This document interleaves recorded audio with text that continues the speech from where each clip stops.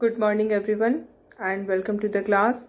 We are doing the revision of the chapter Judiciary, and under this chapter we were discussing the PIL, Public Interest Litigation, and we have seen what is the meaning of this public interest litigation, how this PIL started in our country, because there is no such provision in the constitution about this PIL, but still it the circumstances was such that it started. And then we have seen the main important जो early PILs थे, like Husainara Khatun versus the state of Bihar, and Sandeep Batra के case को भी हमने देखा था. We have discussed about it. Sunil Batra versus Delhi administration, and then we have also discussed about the benefits of PIL. PIL के क्या फ़ायदे हैं, एंड वी हैव सीन कि जो PIL के कारण सबसे इम्पॉर्टेंट जो बेनिफिट है वो हमारे पुअर सेक्शन के जो लोग हैं उनको हुआ है, because they are not having the resources, they are not having the awareness, they are not have the time to go in the court and fight for the justice. They cannot fight for justice. They tolerate injustice because they are poor, they are the weaker section of the society. तो उनके behalf में दूसरा कोई लड़ रहा है because of this PIL only, that became possible. तो ये PIL का सबसे बड़ा एडवांटेज हमने देखा था. देन PIL के कारण ही राइट्स का एक्सपेंशन हुआ. जो कॉन्स्टिट्यूशन ने जो भी राइट्स दिए थे उसको एक्सपैंड कर दिया गया, उसके अंदर बहुत सारे नए राइट्स को इंक्लूड कर दिया गया. तो ये भी एक बहुत बड़ा हमारे लिए बेनिफिट है. देन जो थर्ड बेनिफिट हमने देखा कि कई सारे ऐसे डिसीजंस सुप्रीम कोर्ट ने लिए जो कि which was suppose to be taken by the executive, और इस ये काम करके सुप्रीम कोर्ट ने या हम कह सकते हैं हमारी जुडिशरी ने डेमोक्रेसी को रियल बनाया. लाइक इसने एग्जीक्यूटिव को अकाउंटेबल बनने के लिए फोर्स किया कि कैसे उसको अकाउंटेबल बनना होगा, because it is democracy and accountability is the most important feature of the democracy. Then हमने ये भी देखा कि कैसे इलेक्टोरल सिस्टम में भी वो जो जुडिशरी है उसने उसको और भी फ्री एंड फेयर बनाया, जब कोर्ट ने कहा कि जो भी कैंडिडेट इलेक्शन कंटेस्ट करेंगे उनको एक एफिडेविट फाइल करनी होगी जिसमें कि वो अपने प्रॉपर्टी के बारे में और इनकम के बारे में, and other than this property and income they also have to file the affidavit about their educational qualification, है ना. तो ये चीज़ें जो हैं ये ट्रांसपेरेंसी लाती हैं हमारे इलेक्टोरल सिस्टम में, इसको और भी ज़्यादा फ्री एंड फेयर बनाती. तो these functions are not the functions of the judiciary. Actually these should be done by the legislature by making laws. लेकिन हम क्या देख रहे हैं, हमारे यहाँ जुडिशरी ने इन सब कामों को PIL के अंदर में किया है और इसके कारण फ़ायदे हमें नज़र आ रहे हैं. Yes, these are the benefits, but at the same time what we find that there are many negative points also which are associated with this PIL, because what we find कि इसने हमारी जुडिशरी को बहुत ज़्यादा active बना दिया. Judiciary वो काम भी कर रही है जो कि इसे नहीं करना था through according to the constitution. तो इसने अपने काम को बढ़ा लिया. इसका मतलब जुडिशरी क्या हो गई, ओवरबर्डेंड हो गई, हमारे कोर्ट्स ओवरबर्डेंड हो गए. And we all are aware कि हमारे यहाँ जो हमारा जो जुडिशियल सिस्टम है उसका एक बहुत बड़ा जो प्रॉब्लम है वो है क्या कि डिले होता है. क्यों डिले होता है, क्योंकि एक तो सिस्टम में कुछ ऐसे लूप होल्स हैं, दूसरी जो कारण है वो है कि सिस्टम जुडिशरी जो है वो ओवरबर्डेंड है, उसके ऊपर बहुत सारे काम हैं. तो ओवरबर्डन जुडिशरी पहले से ही है, PIL के थ्रू हम उसके बर्डन को और भी बढ़ा दिए. तो ऑब्वियसली जब बर्डन बढ़ जाएगा तो एफिशिएंसी कम हो जाएगी. This is very much natural.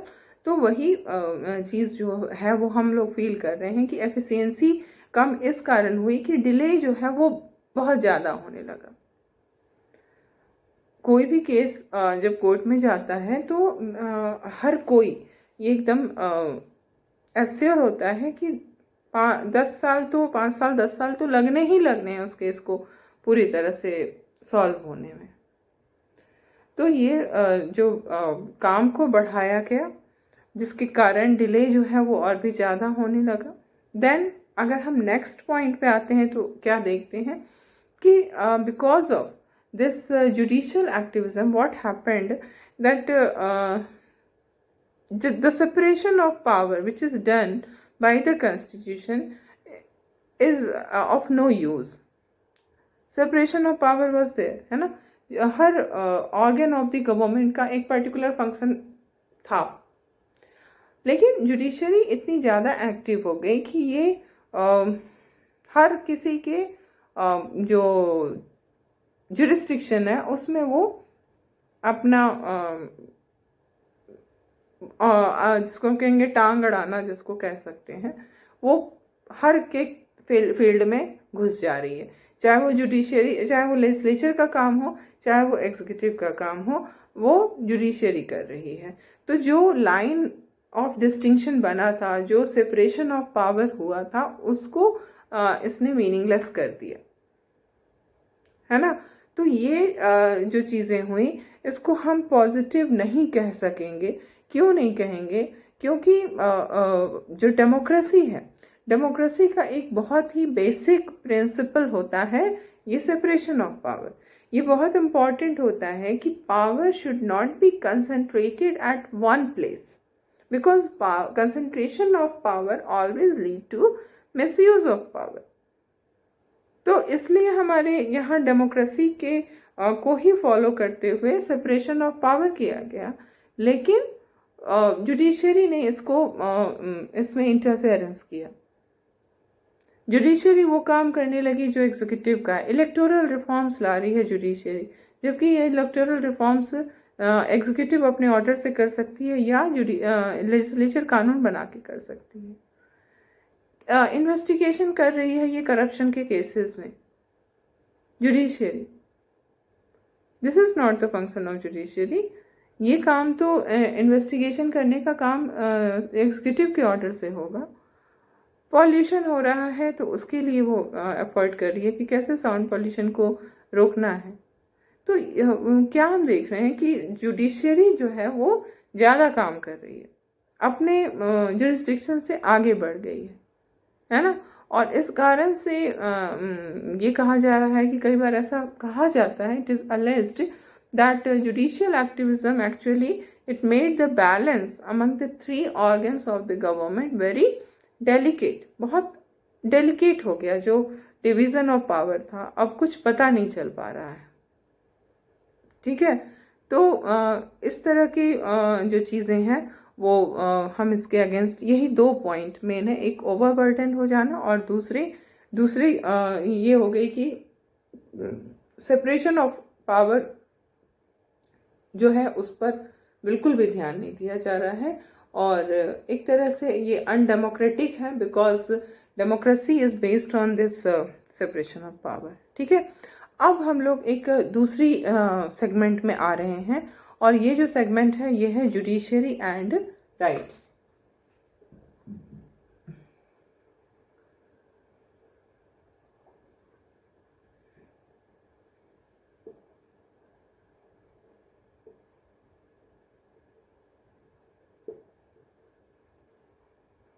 अब ये जुडिशरी एंड राइट्स का क्या मतलब समझ रहे हैं हम? We have discussed it earlier also, है ना। जो हमारे राइट्स हैं, फंडामेंटल राइट्स जो कि कॉन्स्टिट्यूशन हमें देता है, वो राइट्स जो हैं उनका प्रोटेक्टर जो है वो जुडिशरी को बनाया गया है। And in this context we have discussed about article 32 and one more article has I told you, article 226।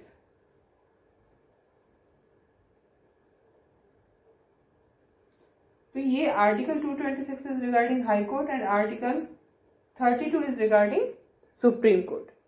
और हम जानते हैं कि ये इसमें क्या है, through these rights the judiciary is given the power to issue writs in order to protect the fundamental rights of the people, है ना। रिट्स वो इशू करती है, हिबस कार्पस, मैंडामास, सर्टियोरारी, है ना। हम लोग इन सबको डिस्कस कर चुके हैं रिट जुरिस्डिक्शन के अंदर। अब इसके अलावा एक और चीज़ है हमारे सामने, और वो क्या है कि जो सुप्रीम कोर्ट है उसको एक और पावर मिला हुआ है थ्रू आर्टिकल 13। ये 13 आर्टिकल कहाँ पर है? ये है हमारा जहाँ फंडामेंटल राइट्स स्टार्ट होती है, पार्ट 3, है ना। पार्ट 3 में जो फंडामेंटल राइट स्टार्ट होती है तो उसमें पहला जो आर्टिकल है वो यही है, आर्टिकल 13, जो कहता है कि supreme court can declare the concern law as unconstitutional and non operational. वो किसी भी लॉ को अगर वो फंडामेंटल राइट का वायलेशन करने वाला लॉ है तो उसको वो कह सकती है कि वो अनकॉन्स्टिट्यूशनल है और वो नॉन ऑपरेशनल है, मतलब वो that will not be implemented because the law is against the fundamental rights of the people. ठीक है, तो ये जो दो प्रोविजन कॉन्स्टिट्यूशन का है, ये एक साथ ये दोनों है because this two are concern with the writ jurisdiction of the supreme court and high court, or we can say these two are concerned with the role of the judiciary as the protector of the fundamental rights, and this one is another। तो ये दो जो articles हम देख रहे हैं, दो जो प्रोविजन है कॉन्स्टिट्यूशन का, these two provisions are actually establishing the Supreme Court as the protector of the fundamental rights of the citizens, है ना।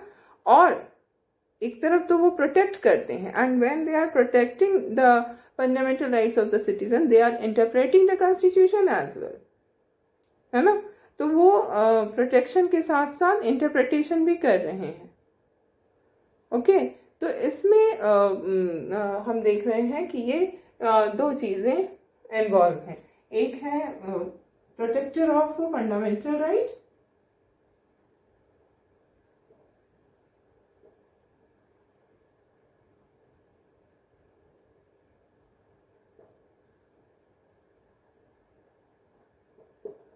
okay, one is the judiciary is playing the role of the protector of fundamental right, and the second one is that it is playing the role of the interpreter of the constitution।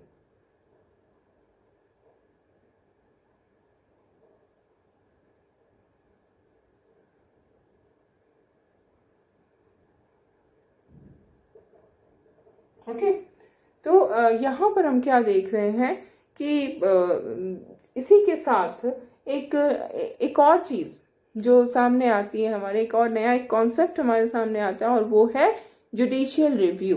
Okay, the concept is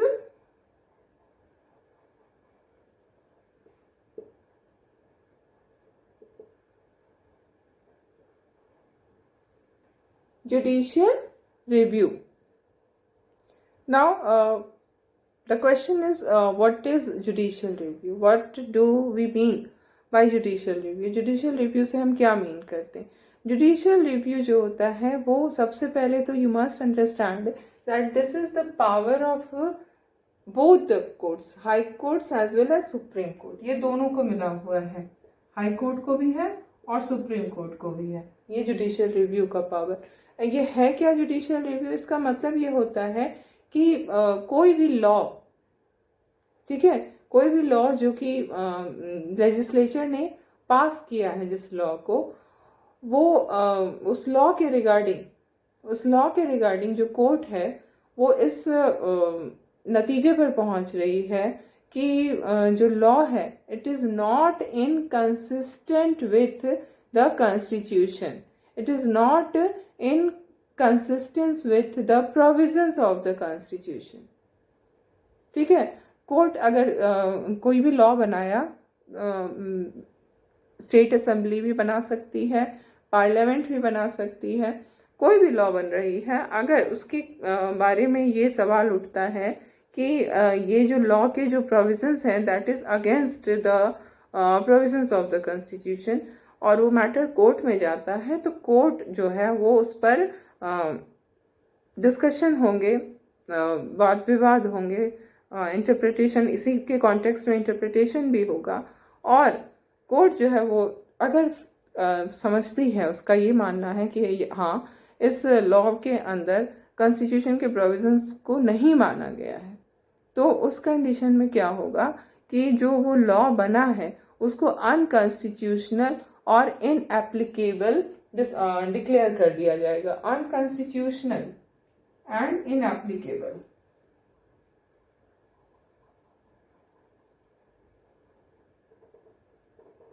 unconstitutional and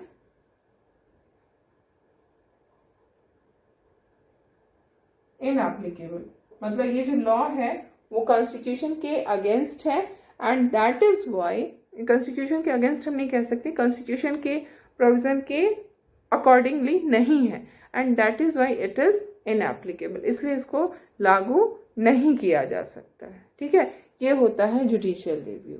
अब review करना, judiciary जो है वो review कर रही है, जो law बना है उसको रिव्यू कर रही है कि वो कॉन्स्टिट्यूशन के अकॉर्डिंगली है या नहीं, और अगर वो इस नतीजे पर पहुंच रही कि नहीं वो कॉन्स्टिट्यूशन के प्रोविजन के हिसाब से नहीं है, तो फिर वो उसको अनकॉन्स्टिट्यूशनल एंड इनएप्लीकेबल डिक्लेयर कर देगी। ठीक है, अब हम ये क्या देखेंगे कि हमारे कॉन्स्टिट्यूशन में कहीं भी जुडिशियल रिव्यू टर्म को यूज नहीं किया गया, लेकिन फिर भी हमारे जुडिशरी को ये पावर मिल गया। कहाँ से मिला? What is the source of this power of the judiciary? ये जो सोर्स है ना वो ये आर्टिकल 13 है। क्यों आर्टिकल 13 जुडिशियल रिव्यू का सोर्स बनता है?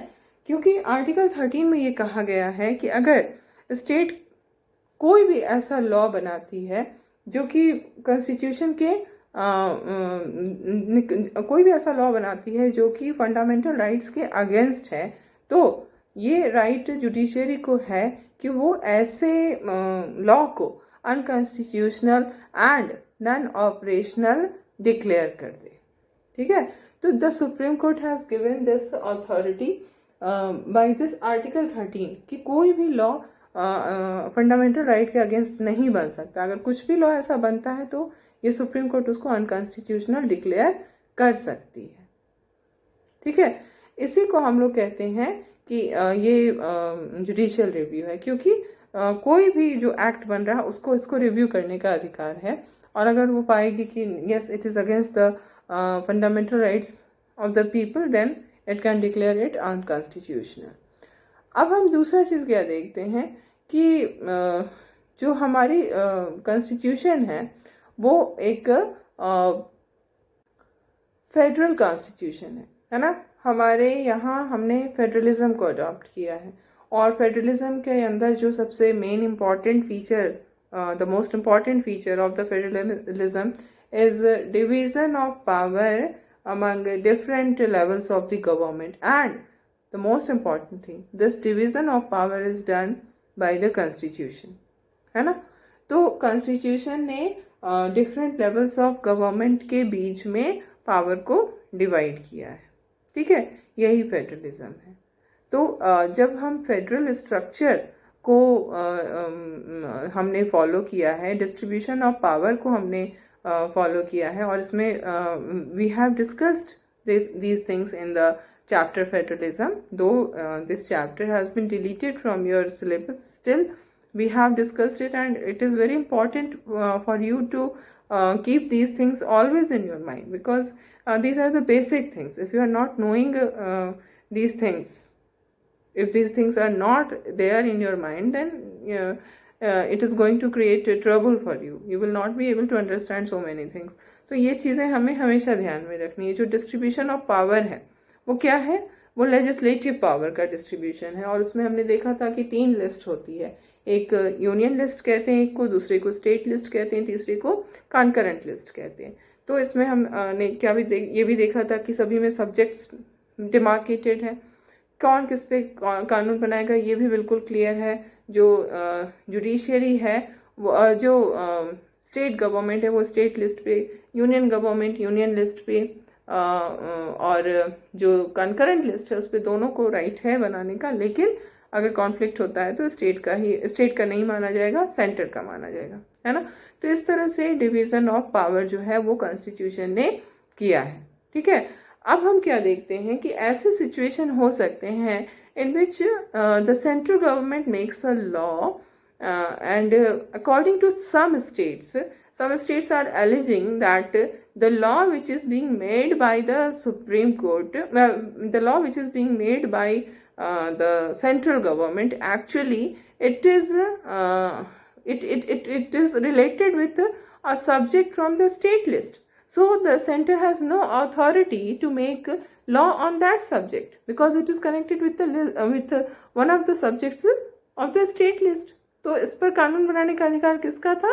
स्टेट का था। ऐसा कुछ स्टेट एलिगेशन लगा सकते हैं, ऐसी सिचुएशन हो सकती है। और उस केस में क्या होगा, जो स्टेट्स होंगे they will go to the supreme court under original jurisdiction, है ना। ओरिजिनल जुरिस्डिक्शन में वो जाएंगे सुप्रीम कोर्ट के पास अपने मैटर को लेके। और इसमें क्या होगा कि सुप्रीम कोर्ट जो है तब वो देखेगी कि जो लॉ बनाया है सेंट्रल पार्लियामेंट ने, क्या वो सही में उस सब्जेक्ट, जिस सब्जेक्ट से रिलेटेड था वो सब्जेक्ट स्टेट लिस्ट में था। अगर वो पाएगी कि यस जो स्टेट्स हैं वो सही कह रहे हैं, तो फिर क्या करेगी सुप्रीम कोर्ट? सुप्रीम कोर्ट उस लॉ को इनवैलिड कर देगी, वो अनकॉन्स्टिट्यूशनल है एंड इनएप्लीकेबल है। तो ये भी एक सोर्स है। जैसे हमने कहा ना कि जुडिशियल रिव्यू जो है उसका कहीं भी मेंशन नहीं है, it is not mentioned in our constitution, never the term has been used in the constitution, still our judiciary is using this power. So what is the source of this power? It's not extra constitutional or unconstitutional. इसके source है constitution में, ये article 13 है। और दूसरा जो हमारा federalism को अपनाते हुए जो हमने डिवीजन ऑफ पावर किया है वो है इसका बेसिस। उसके बेसिस पे जो हमारे जुडिशियरी है वो अपने इस रिव्यू पावर को यूज करती है, ठीक है। तो इसमें हम क्या देखेंगे कि जो हमारी जुडिशियरी है उसका ये जो दोनों रोल हम देख रहे हैं कि वो रिट इशू कर सकती है और वो रिव्यू कर सकती है सेंटर और या स्टेट, किसी भी लेजिस्लेचर की तरफ से जो भी लॉ बनाया जा रहा है वो उसको रिव्यू कर सकती है ना। तो जब हम ये देखते हैं तो ये दोनों पावर मिल करके, रिट पावर और रिव्यू पावर, कोर्ट जुडिशरी को बहुत ही ज़्यादा पावरफुल बना देते हैं, है ना। और कई बार हम ये देखते हैं कि इन दोनों के कारण ही जो जुडिशरी है it starts playing the role of the protector of the constitution. It is not only the protector of the fundamental rights of the people, but actually it is the protector of the constitution because it has the power of judicial review. It can declare any law passed by the legislature, be it state or union. It can declare any law passed by the state legislature or the union legislature as unconstitutional and inapplicable. So in this way the Supreme Court or the High Court, or we can say the judiciary, in this way the judiciary is playing the role of the protector of the constitution itself, है ना। तो ये एक बहुत बड़ा इसका power है। और हमने ये भी देखा कि कैसे PIL के कारण जो सुप्रीम कोर्ट का जो पावर था वो और भी बढ़ गया, सुप्रीम कोर्ट और भी ज़्यादा अपने काम को करने लगा, ठीक है। तो इस तरह से हम देखते हैं कि जो जुडिशरी है वो बहुत ज़्यादा पावरफुल बन गई है। अब अगर हम एक फंडामेंटल राइट्स के कॉन्टेक्स्ट में देखें तो एक one of the important fundamental right is right against exploitation, जो कि हमें कॉन्स्टिट्यूशन देता है। और इस राइट अगेंस्ट एक्सप्लॉयटेशन के अंदर क्या होता है कि किसी भी तरह का फोर्स्ड लेबर, जिसको हम कहते हैं बेगार, फोर्सफुली किसी से लेबर कराना और बदले में उसको नॉमिनल पैसा देना या नहीं पैसा देना, दैट इज फोर्स्ड लेबर। इसी तरह से जो ट्रेड इन ह्यूमन बीइंग होता है, ह्यूमन ट्रैफिकिंग होती है, selling and purchasing of human being होता है, उसको प्रोहिबिट किया गया है। इसके अंदर ये जो हम जिस फंडामेंटल राइट की बात कर रहे हैं, राइट अगेंस्ट एक्सप्लॉयटेशन, इसमें इन सबको प्रोहिबिट किया गया है। फोर्स लेबर नहीं होना चाहिए, ह्यूमन ट्रैफिकिंग नहीं होनी चाहिए, then the children should not be employed in hazardous job, है ना। तो ये चीज़ें तो दे दिया आपने कि चिल्ड्रन को हजार्डस जॉब में नहीं लगाना है, फोर्स लेबर नहीं है, ह्यूमन ट्रैफिकिंग नहीं होनी है।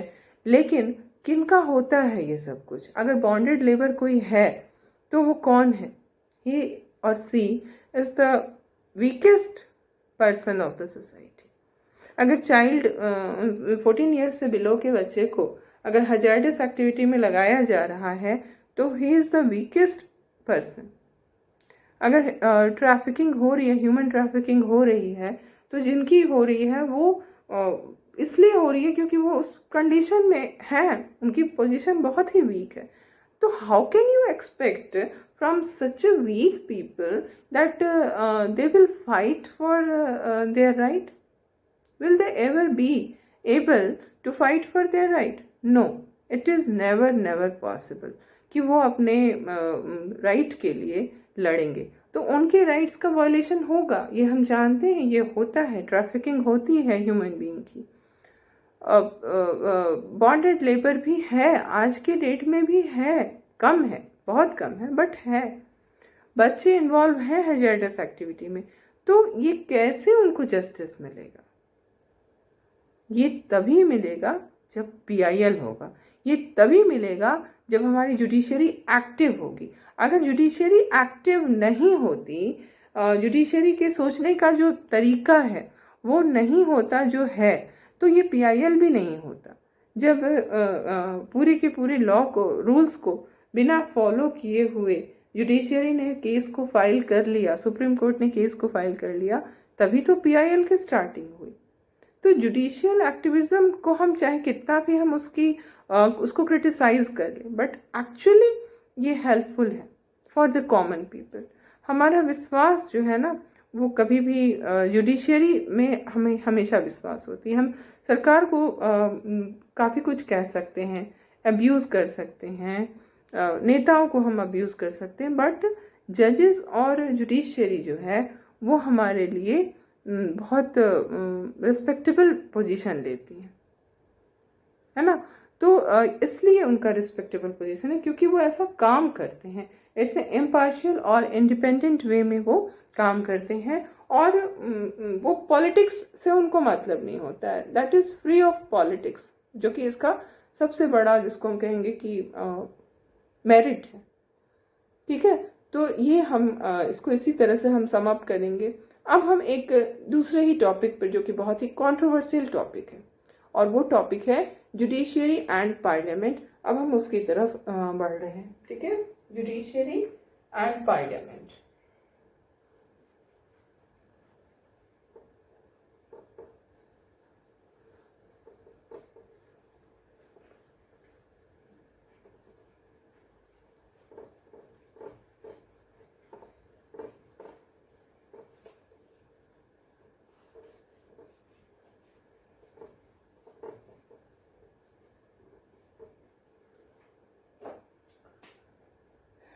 जुडिशियरी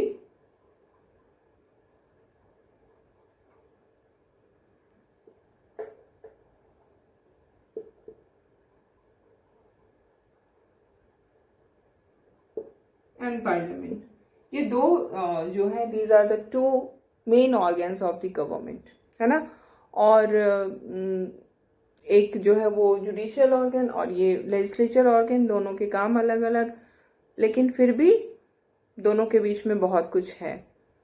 और हमारा एक्सपीरियंस ये बताता है कि किस तरह से जुडिशरी और पार्लियामेंट के बीच में प्रॉब्लम्स आए, और जो भी कंट्रोवर्सी, जो भी कॉन्फ्लिक्ट आया जुडिशरी और पार्लियामेंट के बीच में, उसके आने के पीछे जो मेन रीज़न था, that was fundamental rights.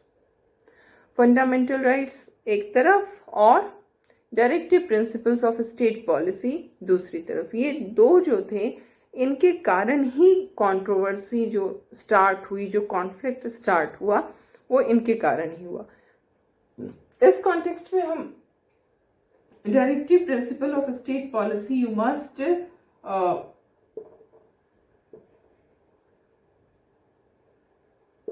you must be remembering this directive principle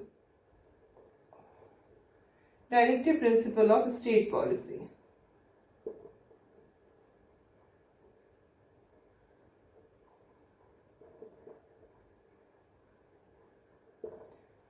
ये क्या है?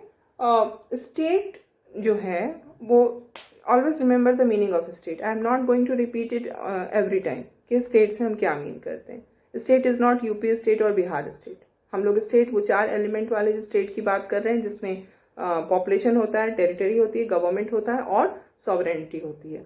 I am not going to repeat it all the time.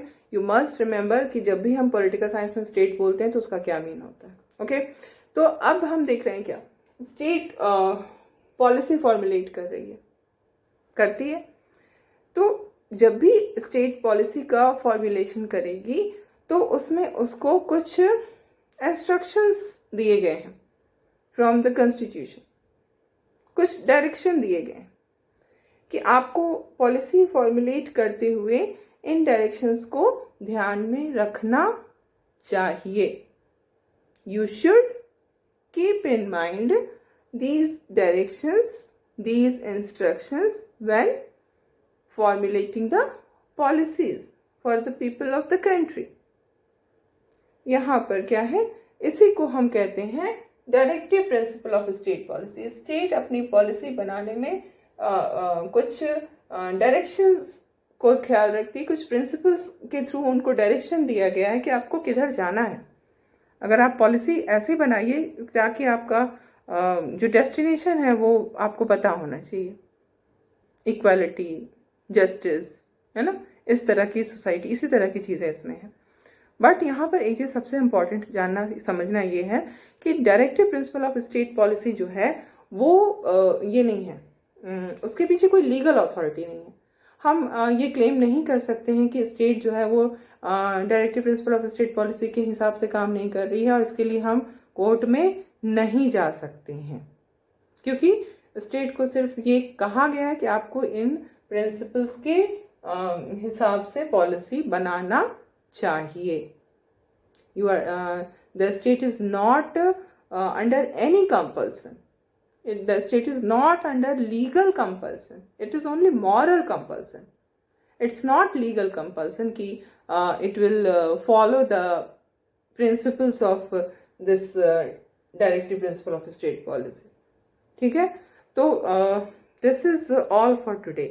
कल हम लोग बहुत ही जो कंट्रोवर्शियल इशू है, सबसे ज़्यादा अभी तक का जो हमारा हिस्ट्री है 70 इयर्स का, जो आफ्टर इंडिपेंडेंस जो डेमोक्रेटिक प्रोसेस चल रहा है, इसमें एक बहुत बड़ा जो कंट्रोवर्शियल चीज़ आया, वो इसको हम लोग कल डिस्कस करेंगे।